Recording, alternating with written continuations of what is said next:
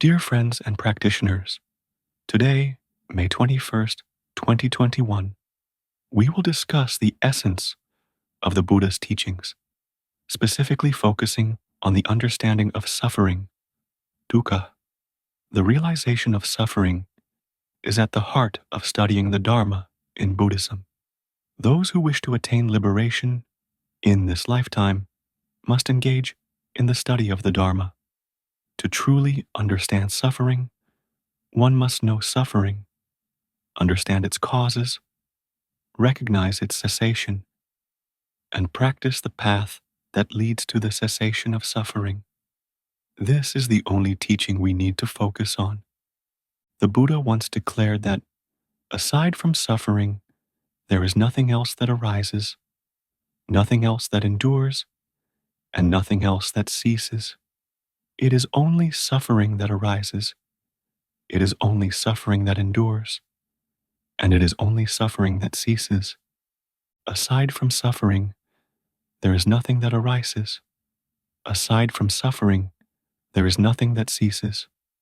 This refers to the state of vimutti, liberation, the state of being free from suffering, the ultimate transcendence of suffering, which is the nature of the mind itself. The mind is nature that is free from suffering. The mind does not suffer. The mind does not arise. And when the mind does not arise, it does not cease either.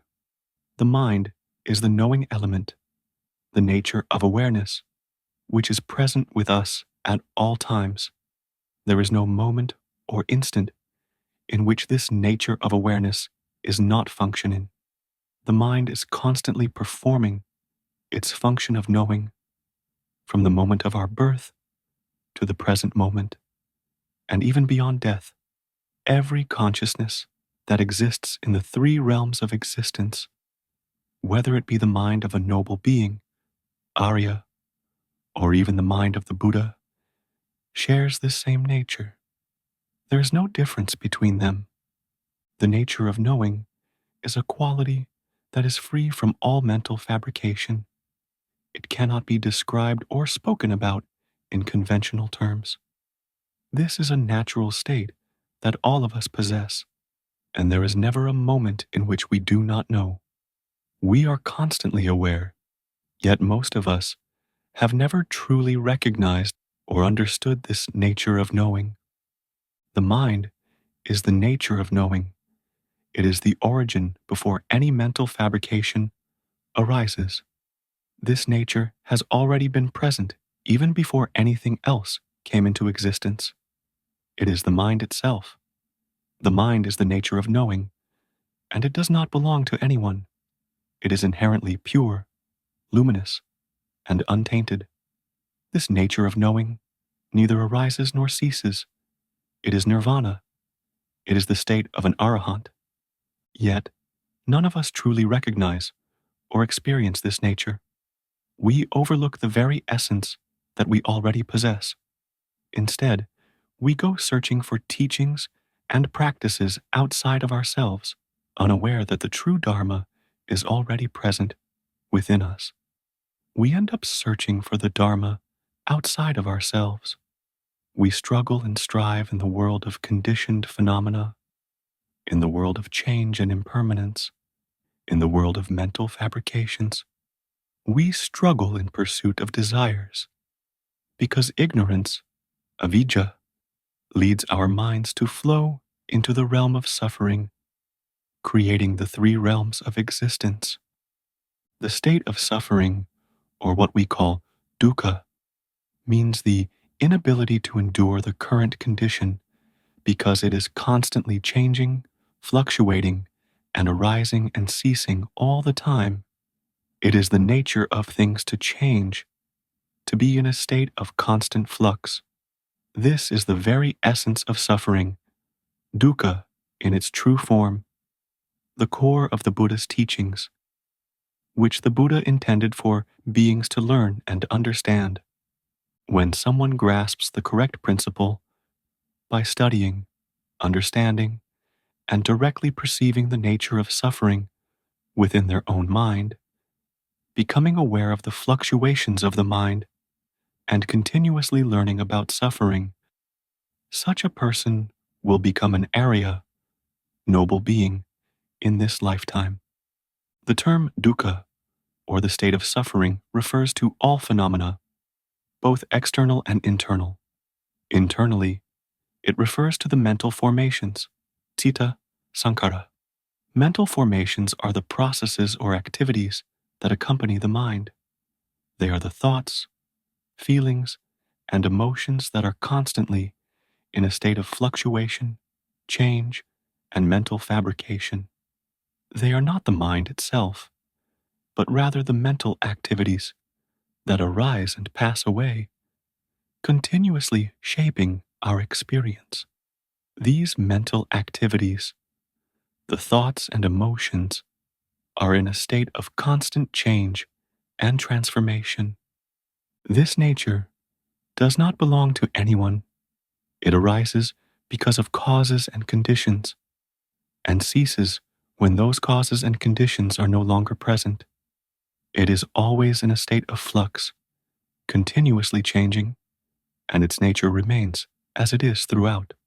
This is the nature of suffering, or dukkha, which is at the core of the Buddha's teachings, the fundamental truth that we must study and understand. The state of suffering here refers to citta sankhara, the mental formations, the thoughts, emotions, and moods that we experience.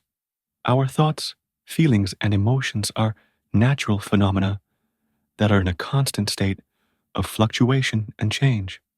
They arise and pass away continuously, and their nature remains the same, always changing, always impermanent.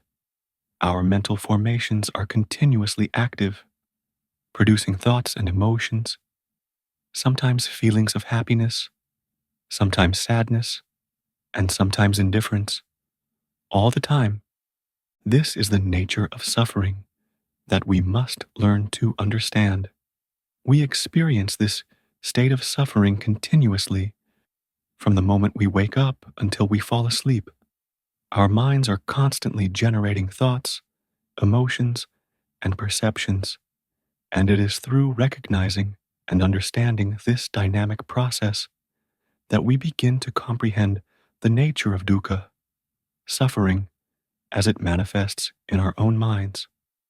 The three realms of existence, Tridatukkha, all operate according to the law of suffering, dukkha.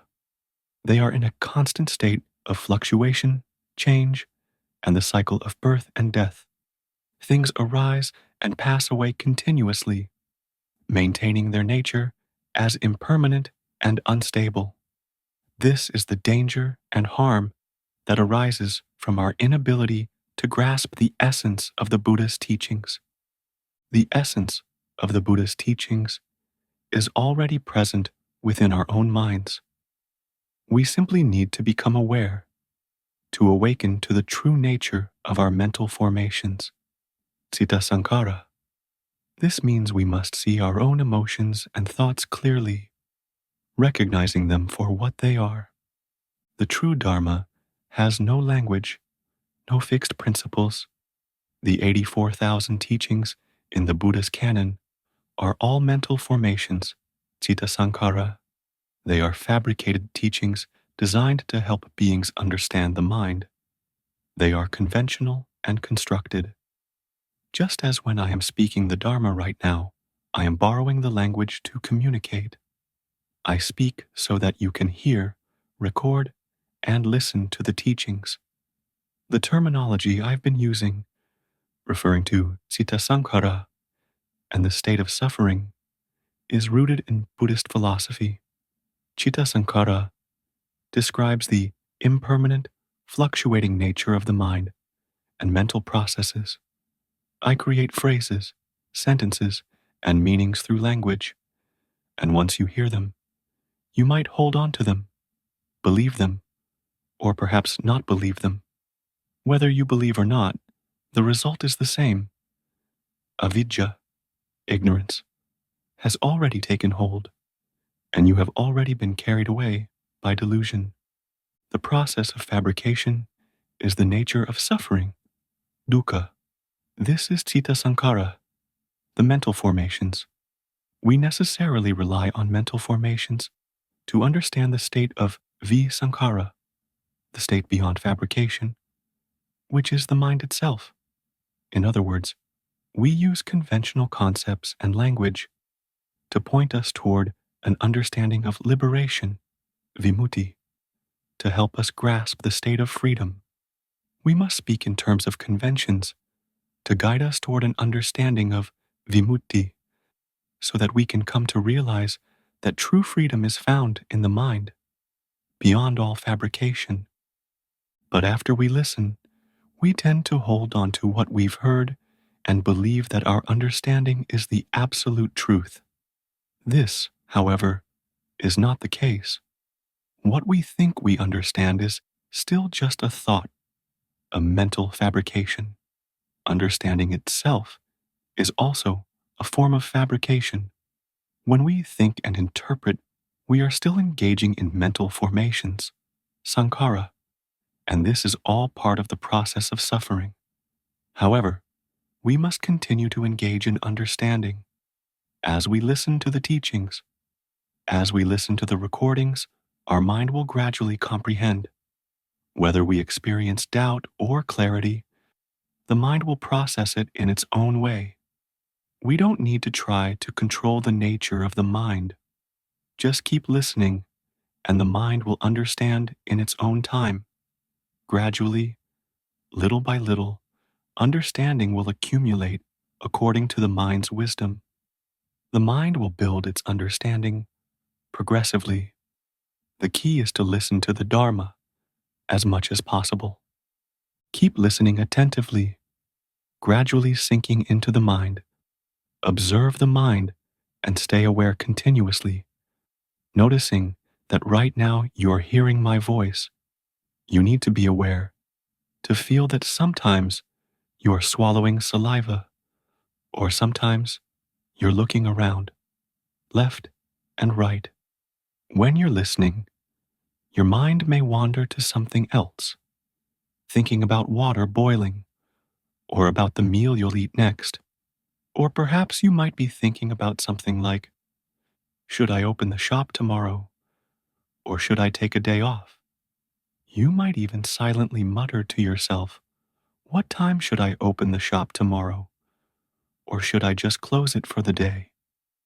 When these thoughts arise, you must be aware of them to recognize when you are thinking, when you are feeling something, or when emotions arise. Sometimes, while listening, you might feel sleepy. You need to recognize that you are experiencing this feeling. The key is to be mindful of what the mind is doing, whether it's thinking, feeling, or having a certain mood. Every time you become aware of the mind's activity, whether it's thoughts, emotions, or feelings, it is an opportunity for the mind to recognize suffering, dukkha. The mind will see how suffering arises, how it persists, and how it ceases. It will understand where it comes from, how it is sustained, and how it disappears. It will realize that suffering is not a self. It does not have a permanent, independent identity. You will begin to see the truth, the three characteristics, tilakkhana, as you witness the arising and ceasing of mental fabrications. You will observe how these fabrications are constantly changing, thinking here, feeling there, sometimes pleasant, sometimes unpleasant, or neutral.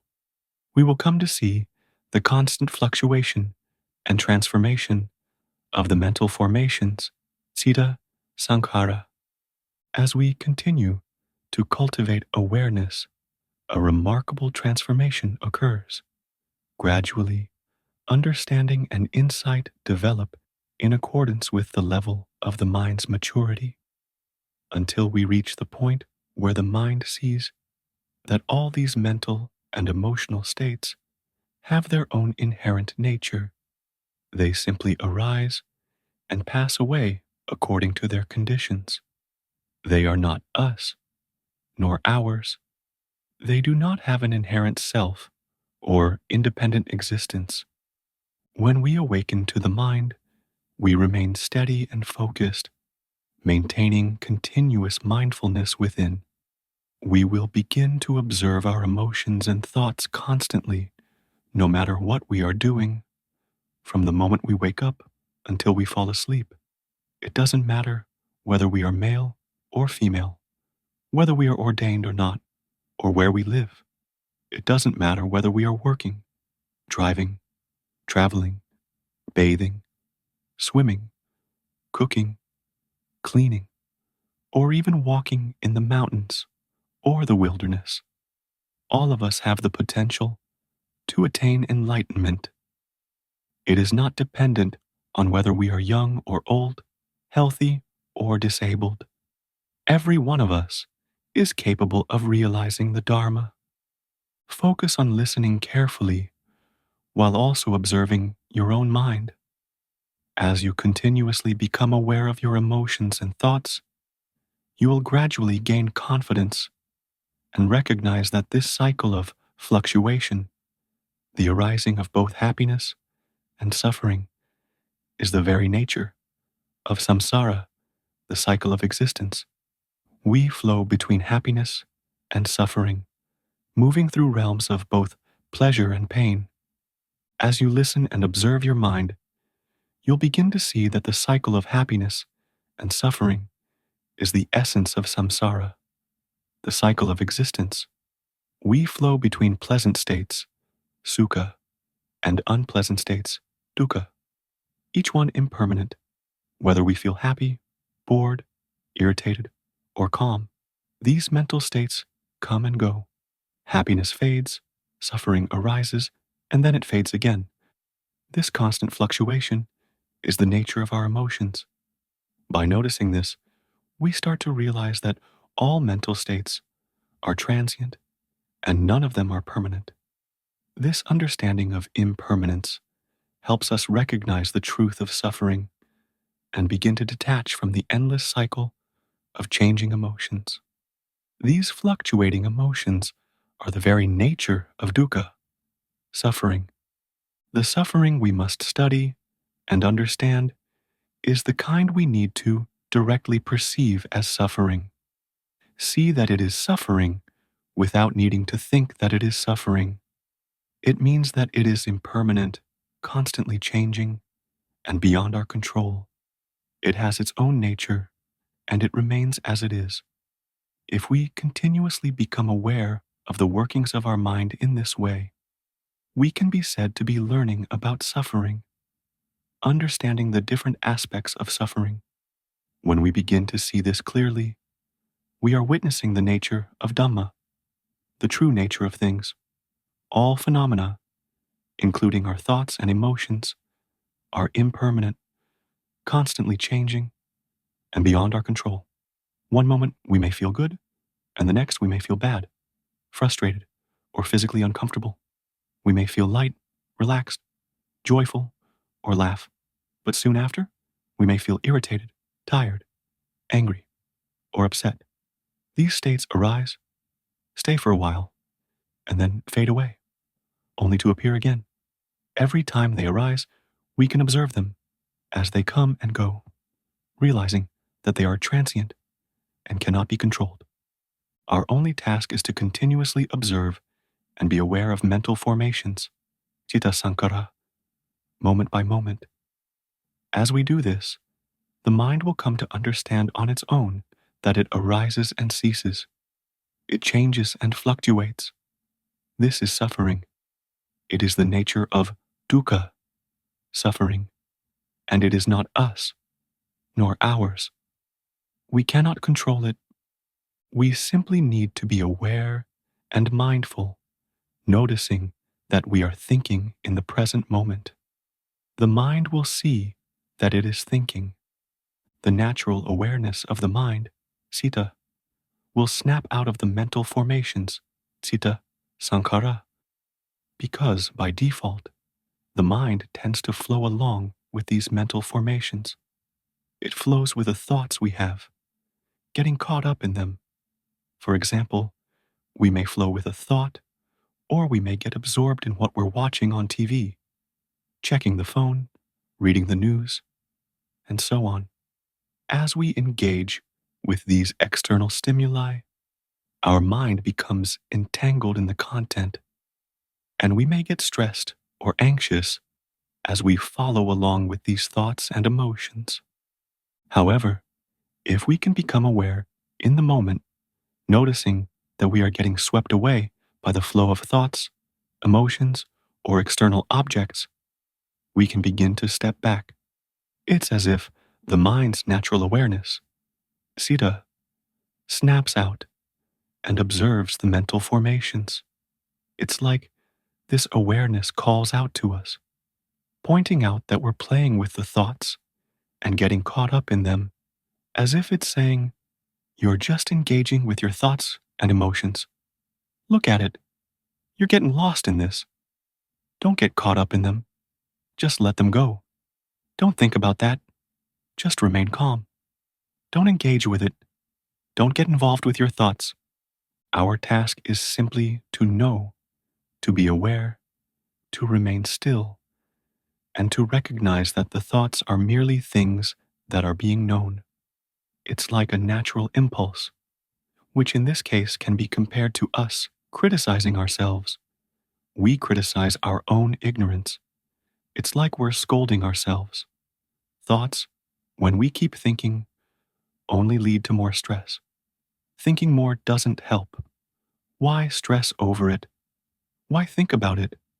Thinking doesn't get us anywhere. If we are continuously mindful and aware within ourselves, this is what is called non-negligence. Before the Buddha passed away, he told his disciples, "Do not be negligent." To be non-negligent means to be constantly aware and observant within, to see your emotions, thoughts, and mental states continuously. It means to recognize the presence of suffering in every moment without distraction or forgetfulness. When we are mindful within, we will also see the truth, Dhamma. All phenomena are impermanent, constantly changing, and they create stories and attachments. We flow with them, flowing into happiness or into suffering. This is the nature of suffering.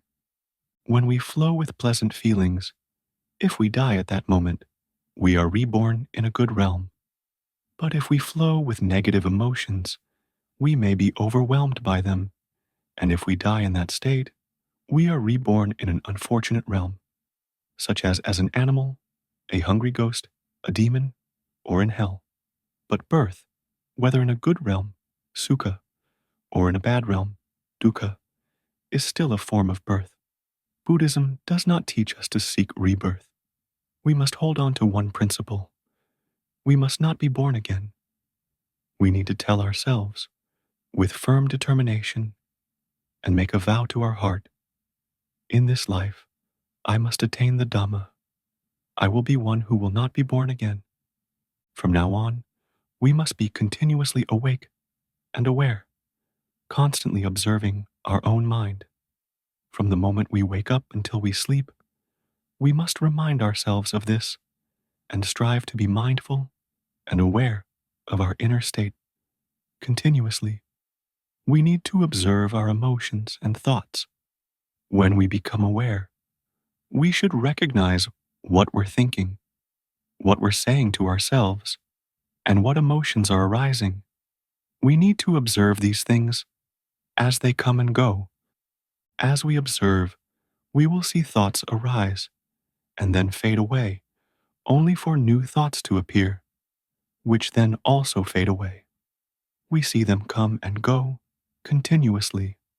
Over time, when we separate ourselves from the thinking mind, the mind itself becomes detached from the mental formations.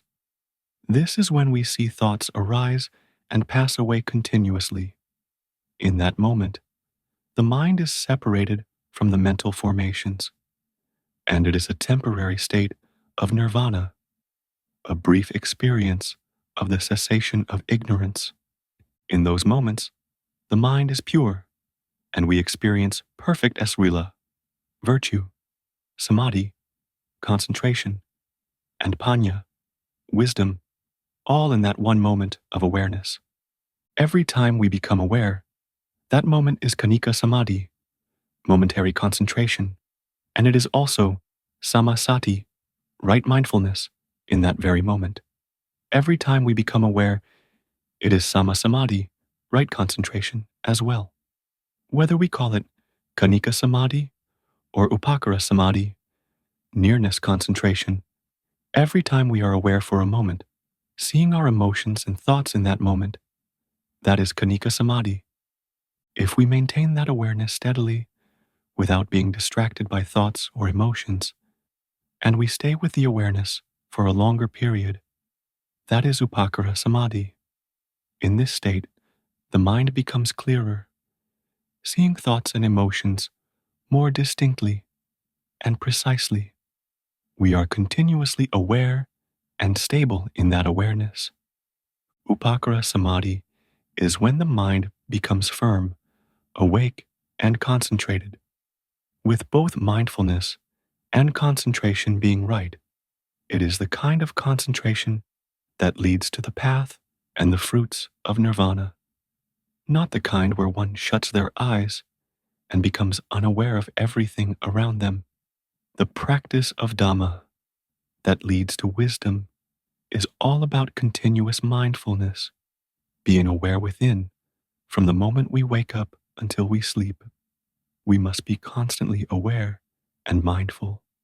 For those who have developed concentration and entered states of jhana, meditative absorption, whether it's the first, second, third, or fourth jhana, they still need to look at the mind. They must remain mindful and observe the mental formations, seeing how suffering arises and how the mind fabricates thoughts and emotions. This continuous awareness is necessary from waking to sleeping, whether one has attained concentration or not. Both are equally important. It does not matter if someone has developed deep concentration or not. The essential practice is to maintain continuous awareness of the mind and its workings. The Buddha never taught any Dhamma other than the cessation of birth. He taught how the mind flows towards rebirth and how to stop it. The Buddha taught about suffering, how to understand suffering, its cause, its cessation, and the path leading to its cessation. He taught that all things are suffering, that suffering arises, that suffering persists, and that suffering ceases. Nothing else is born, nothing else ceases. He spoke only about suffering. This suffering refers to the mental formations, citta sankhara, our thoughts and emotions. When we listen to teachings about the mind, we turn inward and become aware, observing our own thoughts and emotions. If we can see them clearly, that is when we are truly observing the mind.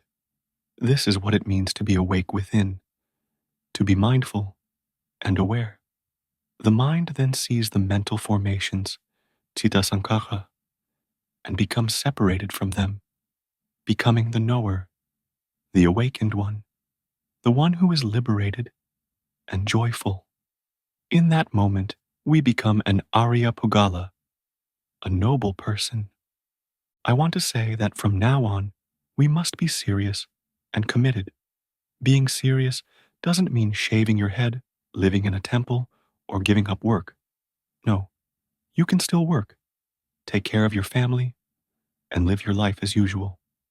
What matters is being aware, being mindful of your own mind, observing the mental formations, and seeing the suffering that arises within you as it constantly changes and fluctuates. It means seeing your thoughts, emotions, and mental states. Be aware and notice when you are thinking, when you're speaking to yourself in your mind, or when you're feeling certain emotions. Just observe, be mindful, and recognize what is happening inside, noticing when you are thinking or feeling something. This is satipatthana, the practice of mindfulness, which is simply being awake and aware within. Being awake within means that every time we speak, think, or feel emotions, we give value to the five senses: sight, sound, smell, taste, and touch. When our eyes see a form, we tend to give value to it. When our nose detects a scent, we give value to it. When our ears hear a sound, or our tongue tastes food, or our body feels a sensation, we attach value to these experiences. Every time we give value to something, we need to be mindful and aware of it, to recognize that we are thinking, speaking, imagining, or feeling in that moment. We must become aware of these internal processes as they arise and pass away. The moment we realize it, we simply observe it, let it go, and allow it to pass. But you are aware, you are seeing that you are thinking, feeling, or experiencing certain emotions, and you are aware of it. When we are lying down, we dream every night, and in those dreams, there are always stories. We may dream of being angry with a friend, a child, a spouse, so angry that we might even fight, get violent. In the dream, the anger feels intense. But the moment we wake up, do we realize that we are feeling this? Do we recognize that we are thinking about the dream, the event that has already passed? It's in the past. It doesn't exist anymore. It was just something the mind created, a fabrication that arose and then faded away. Once we wake up and become aware, do we notice that the emotions from the dream are still lingering in our mind? The anger, the resentment, it's still there. But if we are mindful and recognize that we are feeling this way, we understand that the story, the emotions, are no longer real. They are just remnants of the mind's creation. They have passed. They are gone. The past is over, and it no longer exists. It's just a mental formation, something the mind perceived for a moment, and now it's finished. Our mind is neither inherently good nor bad. The mind is just as it is, in its own nature. The mental formations, citta, sankhara, simply arise and dissolve on their own. The nature of awareness knows them as they are. It is not connected to anything. There is no owner of those thoughts or emotions. They are as they are.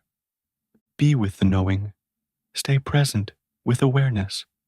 Do not focus on things that have already passed. They are simply natural phenomena that have appeared for the mind to know. There is no owner of the mental formations. They arise and pass on their own. The substance of the mind creates these stories based on perception, emotions, and conditions. It forms them according to memory, feeling, and the causes and conditions that arise in the moment. These are thoughts that arise, that speak, that create stories for us to see our own mind. Nothing in the world truly has a permanent, independent self. All things are anatta, without a self, impermanent and empty of inherent existence. We must be mindful and aware, observing the workings of suffering. We need to see suffering for what it is, to understand how it functions. When we recognize and understand suffering, wisdom, panya, arises, and this wisdom arises in the mind, not in the brain.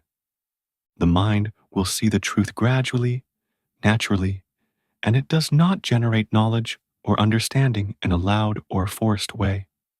The understanding arises quietly according to the nature of the mind itself. This is what we call wisdom, panya. The mind sees and understands that all phenomena have their own nature. They arise and pass according to their conditions. with emotions of happiness, suffering, or neutrality, with thoughts and speech constantly occurring. This is just how it is. When the mind sees this, understanding quietly arises on its own. Every time we teach ourselves, practice yoniso, manasikara, wise reflection, and remind ourselves that all states of suffering are impermanent and constantly changing. Sometimes there is happiness, sometimes there is suffering, sometimes neutrality, and then thoughts arise and speech follows. We become aware that these are simply the nature of things. As we reflect like this, we notice that we are thinking in this way. We become mindful and aware that these thoughts are happening. In that moment, the mind separates from the mental formations, Citta Sankara, and the mind becomes the knower, the awakened one, the one who is liberated. We see the truth that these mental formations, these states of suffering, simply have their own nature. They are not us, nor are they ours. We cannot control them at all. True practice of the Dharma is to listen to teachings about the mind, reflect on them deeply, and observe ourselves, to be mindful and aware of our thoughts and emotions. By being aware, we begin to see the harm and danger of being carried away by the various states of suffering. The mind starts to separate from the mental formations, Citta Sankara, becoming the knower, the awakened one, the liberated one, and no longer flowing with thoughts and emotional fabrications. We continue to live our daily lives, working, doing business, taking care of our families, our parents, our children, fulfilling our human duties. But now we live in this world with happiness and peace of mind. The mind begins to let go naturally, automatically. It understands the workings of mental formations. All states of suffering are impermanent, changing, and arise due to causes and conditions. Once the causes and conditions cease, they fade away.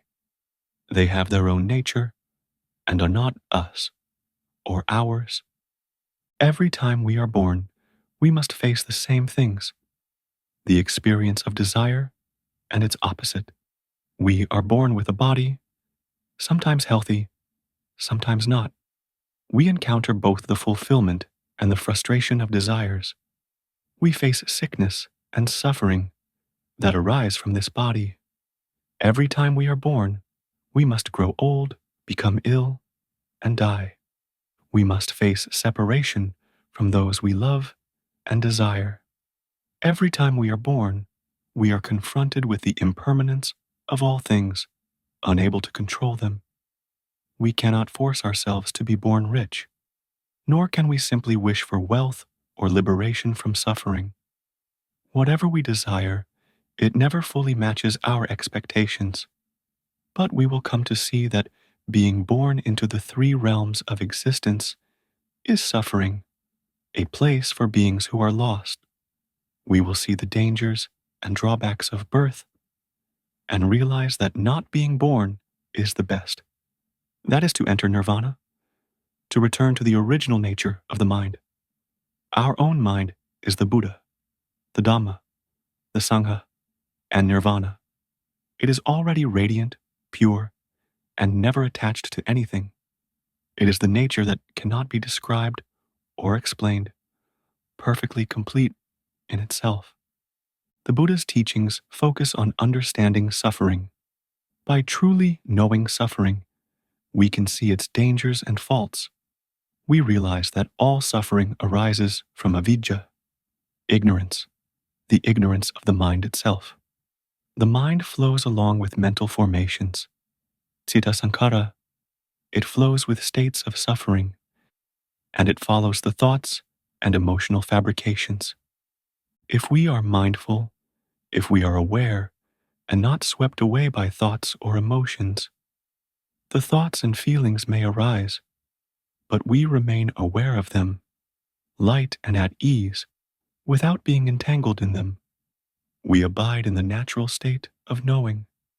This is the nature of awareness, the state of sati, mindfulness, and when we truly experience this, we encounter nirvana. A practitioner who attains this state will know it for themselves. Once one has experienced this, there is no need to ask the Buddha or any king or teacher about it, because they have directly realized that this is the ultimate end of suffering. There is nothing higher than this natural state. I'm not talking about anything else. I am speaking about our own minds, focusing on the essence of the Buddha's teachings. When we listen, we will no longer need to concern ourselves with the outer forms of the Dhamma or get caught up in the superficial aspects of practice. We should let go of all forms in our hearts and focus solely on being aware of our own mind, to truly see it for what it is. If we truly understand and see the workings of our own mind and its mental formations, citta sankhara, when we genuinely comprehend this, we will understand everything in the three realms of existence. We will know for ourselves what liberation from the cycle of birth and death is like. We will know everything in the Buddha's teachings, and we will no longer seek Dhamma elsewhere. We will no longer need to bow to the Buddha at any other place. Our bowing will be to our own heart, because we will realize that the Buddha is the mind itself, the Dhamma is the mind itself, and the Sangha is the mind itself. This is the true Arahant. This is Nirvana. This is the realization of the truth, the ultimate nature of the Dhamma. We will know it for ourselves. When our mind is focused on the Dhamma, it becomes aware of itself. We notice when we are thinking, when we are hearing the Dhamma, when we are breathing in and out, when we become aware of the heartbeat, or when thoughts arise, when we feel tired or are about to fall asleep. We stay aware, maintaining mindfulness, and listen to the Dhamma.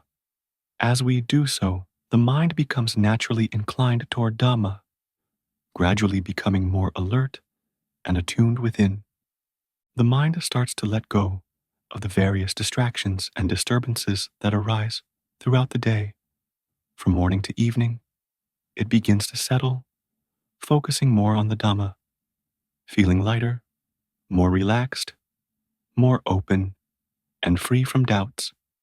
As we continue listening to the Dhamma, the mind becomes even more peaceful, more at ease, until we eventually drift off to sleep. But even in that moment of drifting off, we are aware. We realize when the mind is thinking. As soon as we know that we are thinking, we let go of it. We don't cling to the stories or meanings that arise in the thoughts. They are all illusory. There is no real substance in them. Even the dreams we had, whether good or bad, are not real. The idea of real or not real means that there is no inherent, independent existence in them. Everything is impermanent. Everything is anatta, non-self. Even the Dhamma itself is anatta. Nothing has a permanent, independent existence. Everything is transient and without a fixed self. It's all just a dream. One day, when we truly awaken from this world of illusion, we will realize that everything has been a dream. There is nothing that truly exists. All of it, our thoughts, our feelings, our experiences, is impermanent and illusory, like a dream that fades upon waking. Only when we truly wake up will we see this for what it is, a passing illusion, without any inherent substance or reality. Our mind has never been anything in itself. If one understands and grasps the principle that simply by being aware in this moment of our thinking, our thoughts, then once we realize we are thinking, it's done. The story we were telling ourselves fades away, and we simply observe the next thought, the next emotion, the next sensation. We know, let go, and move on. Each time we let go of a thought, of an emotion, without attachment, without clinging, we simply see it arise. We see it pass, and we know it for what it is. There is no hope, no desire to hold on to it. We just know that it exists, and then it passes. If it doesn't pass, we continue knowing it, seeing the cause and the cessation of it, without any expectation or judgment. Everything that arises in the mind, the thoughts, the emotions, the stories about the past, the future, the things that might happen, are all fabrications. They have no true substance, no permanent existence. They come and go in the present moment, the only moment that is real. And when we truly know, all that remains is the knowing. There is nothing else. In that awareness, there is no self, no other, only the present moment of knowing. Everything else is just a dream, an illusion. Everything I've said so far is to gently wake you from the dream, to encourage you to see the workings of the mind. If you don't get carried away with the mental formations, if you don't flow with the state of suffering, then ignorance, avidya, is gone.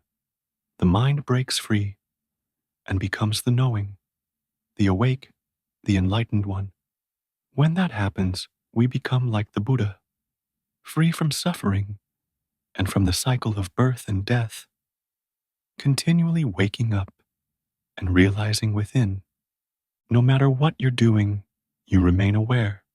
Whether you're a teacher, explaining something to your students, or simply reading homework that your students sent to you, you're still aware.